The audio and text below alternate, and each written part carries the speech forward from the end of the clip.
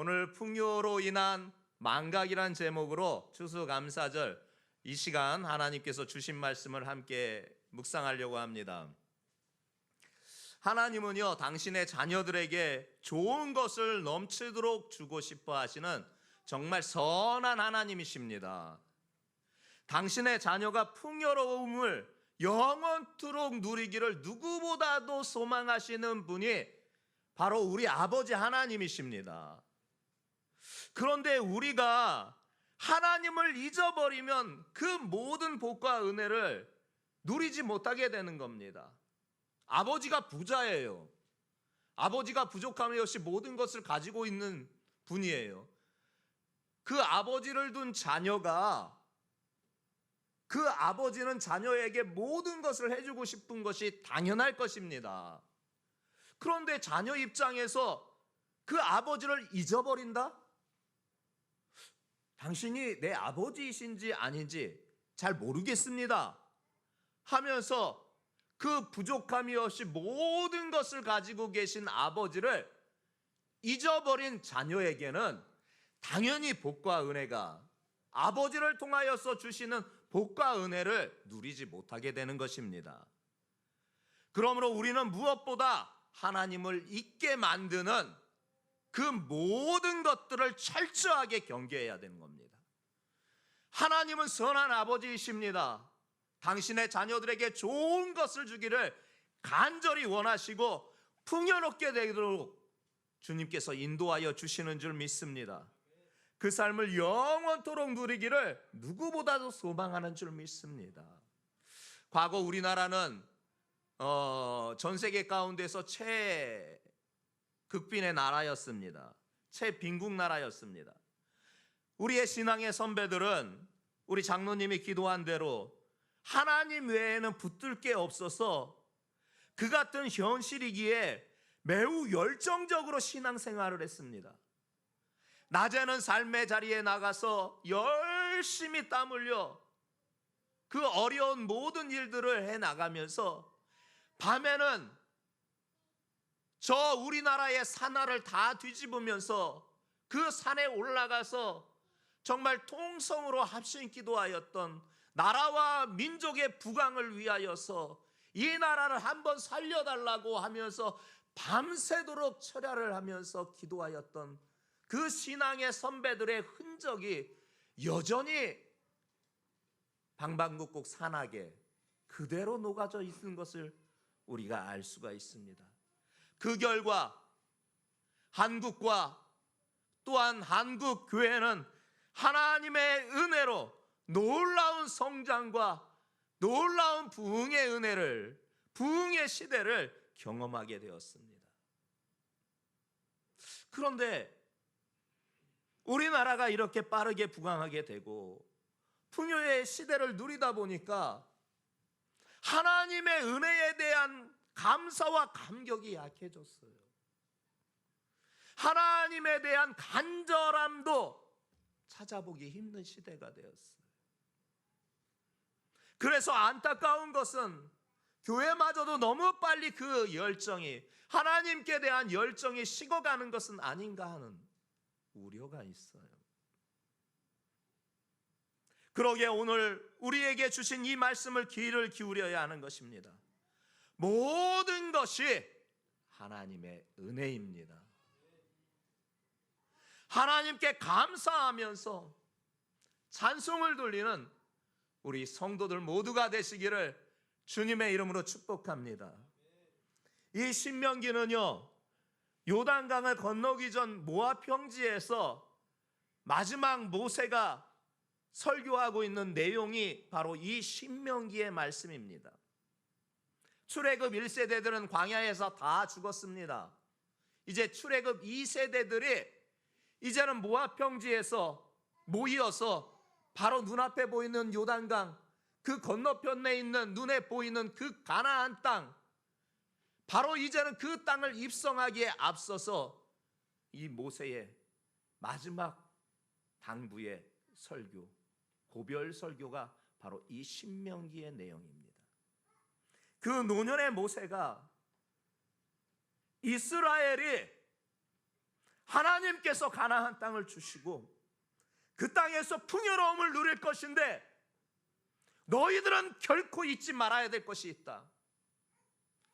여호와 하나님, 너희를 구원한 그 하나님을 결코 잊어서는 안 된다.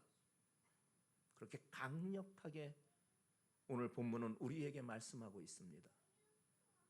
우리 격언에도 그런 말이 있습니다. 원수는 물에 새기고 은혜는 돌에 새겨라 하는 격언이 있습니다. 원수는 물에 새기는 겁니다. 물에 새기는 거, 잊어버리는 거예요. 흘러가는 거예요. 근데 은혜는 돌에 새겨야 되는 거예요. 은혜는 누군가에게 내가 어려웠을 때 도움을 입었던 것은 반드시 그것을 돌에 새길 정도로 마음에 새기어서 언젠가 내가 상황이 역정되었을 때는 그 은혜의 보답을 하려고 하는 그런 마음이 있어야 되는 것이 사람의 모습이어야 되는 것입니다. 하물며 하나님께 대한 은혜가 어떻겠습니까? 하나님의 은혜를 물에다 흘려버리고 원수는 돌에다 새기고 있는 우리의 현실의 모습이 저와 여러분들의 모습이 아니기를 정말 소망합니다. 하나님의 은혜를 잊지 않고 그 하나님의 은혜에 보답할 수 있는 그와 같은 삶을 살아갈 수 있는 믿음의 사람들 모두가 되시기를 예수님의 이름으로 축복합니다. 그래서 모세는 오늘 그 출애굽 2세대 가나안 땅에 입성하게 된 그 2세대들에게 그 가나안 땅에 입성하기 전 그 마지막 고별 설교 가운데 오늘 본문에서 무엇을 첫 번째로 말하고 있느냐? 네 하나님 여호와를 잊어버리지 말라. 11절 말씀이 우리에게 확인시켜주고 계십니다. 하나님의 말씀을 여러분들이 직접 함께 합독하면서 확인해 보겠습니다. 시작.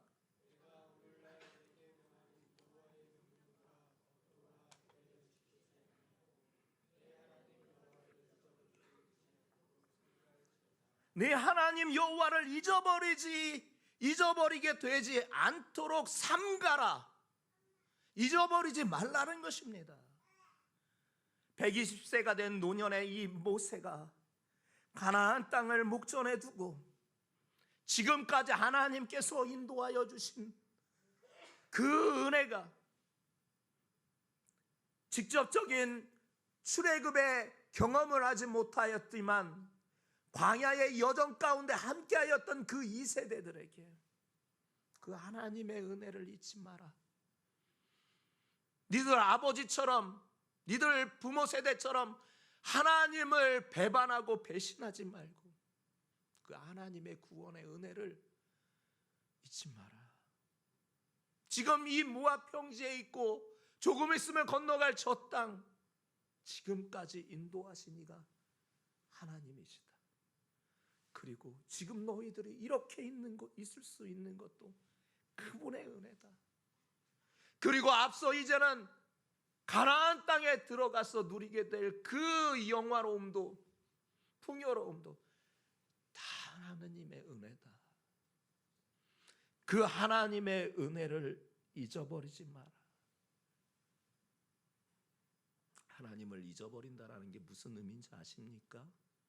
하나님을 잊어버린다라는 것은 하나님을 중요하게 여기지 않았다라는 겁니다.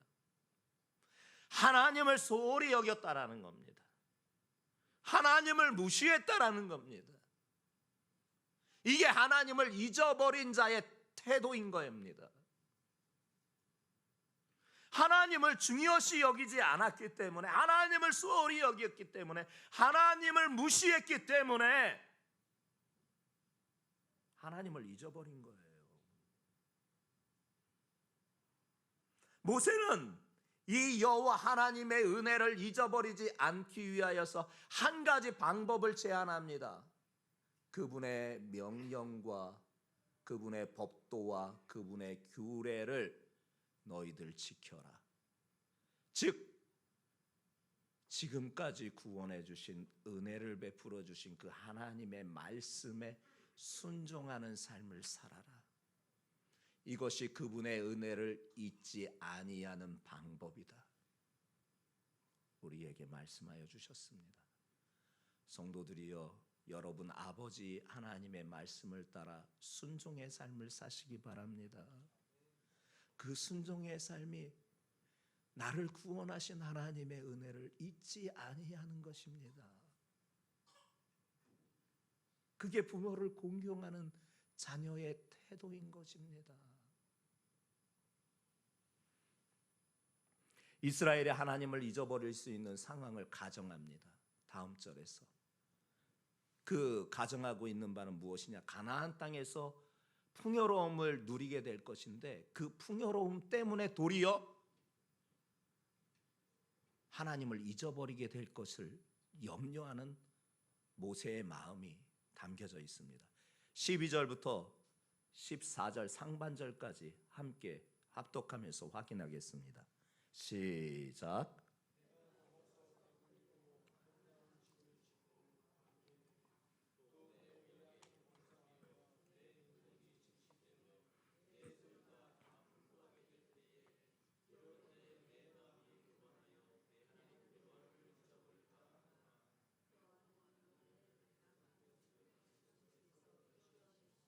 아멘. 지금 모세가 말하고 있어요. 광야 동안 40년을 살았습니다. 모든 것이 부족한 시기였습니다. 먹을 것도 물도 풍요로운 것을 하나도 충족할 수 없는 것이 광야였습니다. 그 앞전에는 애굽의 종으로 노예로 430년을 살았습니다. 인권이 어디 있습니까? 당시에 정당한 임금이 어디 있습니까? 생사 여탈이 왕에게 권한에 있어서 죽여도 뭐라고 말하지 못하는 그런 시대에 430년을 애굽의 노예로 살았을 때 그들의 고단함은, 그들의 그 어려움은 이루 말할 수가 없었습니다. 그런데 이제는 하나님께서 그들을 구원해 주시고 광야의 40년 여정을 살게 하신 후에 마침내 가나안 땅을 입성하게 하셔서 그 땅에 정착하게 해주시는 역사를 이루어 주시는 그 은혜를 베풀어 주셨습니다. 풍족해서요, 먹을 것이 너무 넘쳐나던 곳이에요. 그곳에서 아름다운 집을 짓게 될 것이다라고.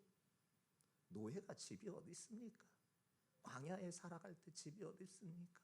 근데 그 가나안 땅에서는 먹을 것도 풍족하고 아름다운 내 집도 지을 수 있고 그곳에서 가족들과 함께 따뜻하게 지낼 수 있는 그런 곳이 바로 가나안 땅이에요. 가축을 길러도요, 가축을 잃는 것이 아니라 가축이 얼마나 출산을 잘하는지, 새끼를 얼마나 많이 낳는지 갈수록 번성해요. 갈수록 번성해요. 그리고 그렇게 재산이 증식해요. 소유가 다 풍요롭게 되는 곳이 바로 이 가나안 땅이에요. 모세는 그것을 말하고 있는 거예요. 그러나 그렇게 부족함이 없는 환경에 있을 때 모세는 너무나 두려운 마음이 들었어요. 왜냐? 그들이 마음에 교만해져서 그렇게 풍요롭게 되니까, 그렇게 모든 것이 부족함이 없게 되니까 마음이 교만해져서 하나님을 잊어버릴까 하는 두려움이 있었어요.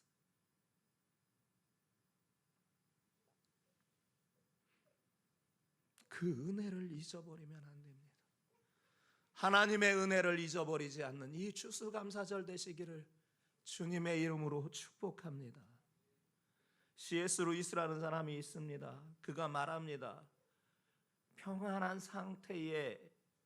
상태가 지속되면 인간은 빠르게 하나님을 잊어버려 간다 라고 말합니다. 맞습니다. 인간의 위기는요, 인생이 평안해질 때 찾아오는 겁니다. 배부르게 되잖아요. 좋은 집에 아름다운 집에 살게 되잖아요. 재산이 증식되고 금고에 은과 금이 가득하잖아요. 소유한 것이 그렇게 풍요롭게 되잖아요.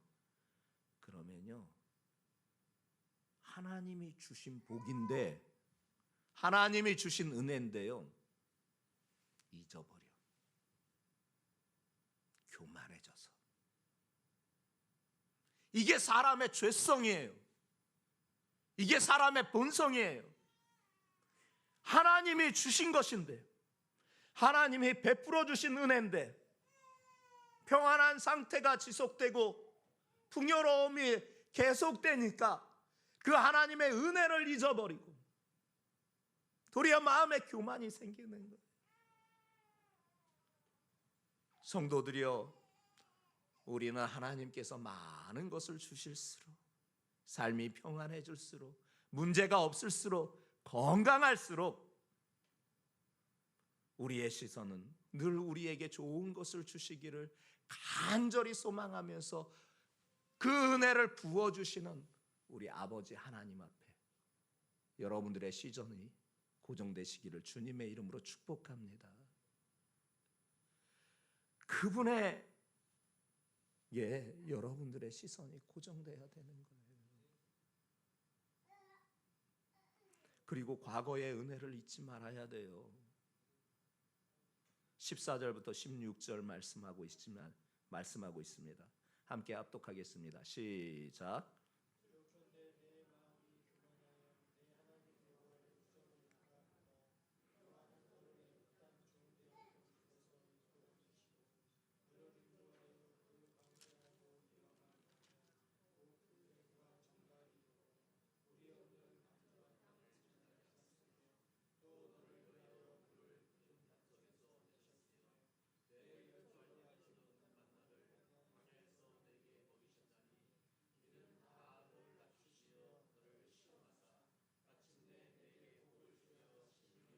아멘.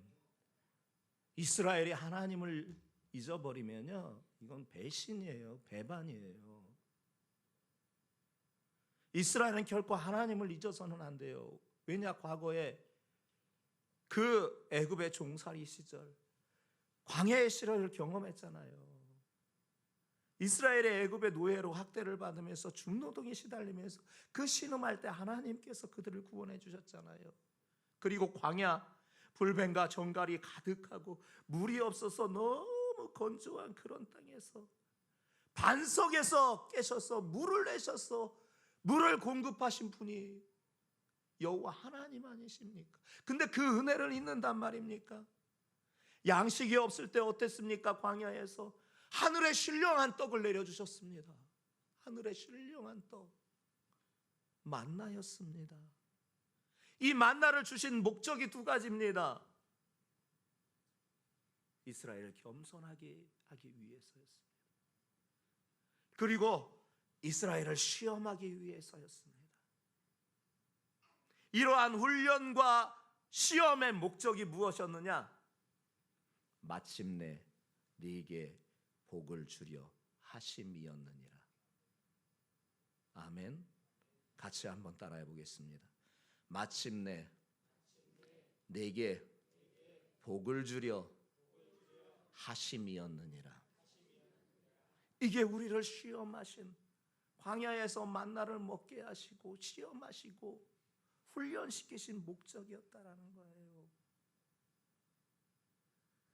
하나님의 시험과 연단은요, 당신의 백성들, 당신의 자녀들을 멸망시키려고 멸망의 길로 인도하는 것이 아닙니다. 하나님이 복 주시려고 하시는 겁니다.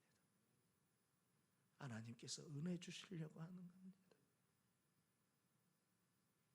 훈련이 고돼도, 연단이 너무 뜨거워도 우리가 그 기간을 잘 이겨내면, 잘 견뎌내면, 잘 인내하면 그 훈련을 통하여서 마침내 하나님의 복을 누리는 역사가 있는 것입니다. 이 은혜가 여러분들에게 충만하기를 주님의 이름으로 축복합니다.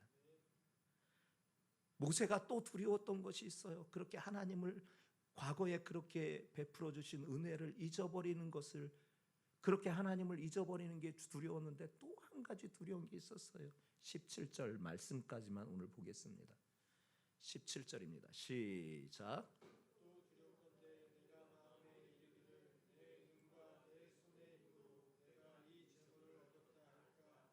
18절입니다. 시작.